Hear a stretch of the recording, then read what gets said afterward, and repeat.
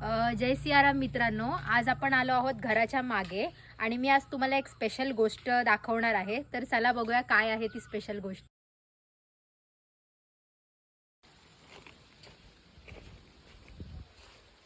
तर मित्रांनो, ही आहे कोहळ्याची वेल. तुम्हाला बऱ्याच जणांना माहिती असेल की कोहळा काय आहे किंवा बऱ्याच जणांना नसेल माहिती, तर मी तुम्हाला सांगते की त्याला इंग्लिशमध्ये ॲशगार्ड असं म्हणतात. तर हा आहे कोहळ्याचा छोटा व्हर्जन. हा आहे बेबी कोहळा, बघू शकता किती हिरवा आहे. आणि तुम्हाला आता कोहळ्याचा मोठा व्हर्जन दाखवते, म्हणजे जायंट व्हर्जन. हा बघा किती मोठा कोहळा आहे.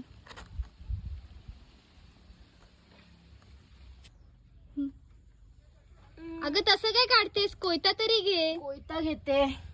दे.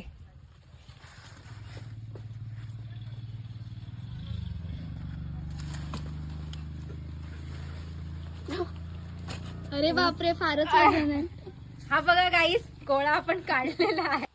तर मित्रांनो, हा जायंट कोहळा आपण काढलेला आहे. याचं वजन 5 किलोपेक्षा जास्त आहे आणि याचे अनेक फायदे आहेत. तर पहिला फायदा मी तुम्हाला सांगते, तो म्हणजे कॅलरीज कमी आहेत, फायबर जास्त आहे.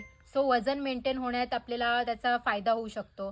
दुसरी गोष्ट, जर पचन व्यवस्थित होत नसेल तर पचनासाठी खूप चांगलं आहे. दुसरी गोष्ट, एखाद्या व्यक्तीला जर ॲसिडिटी होत असेल किंवा ब्लड शुगरचा त्रास असेल, त्याच्यासाठीही कोहळा खूप फायदेशीर ठरलेला आहे. दुसरी गोष्ट, हृदयाचा प्रॉब्लेम असेल तर त्याच्यासाठीही कोहळा अगदी फायदेशीर ठरू शकतो. त्याच्यानंतर एखाद्याला मधुमेह असेल किंवा कॉन्स्टिपेशनचा त्रास असेल तर त्याच्यासाठीही कोहळा खूप चांगला काम करतो. आणि दुसरी गोष्ट सांगायची झाली तर ती म्हणजे याच्यापासून आग्र्याची फेमस मिठाई बनली जाते, म्हणजेच आग्रे का पेठा.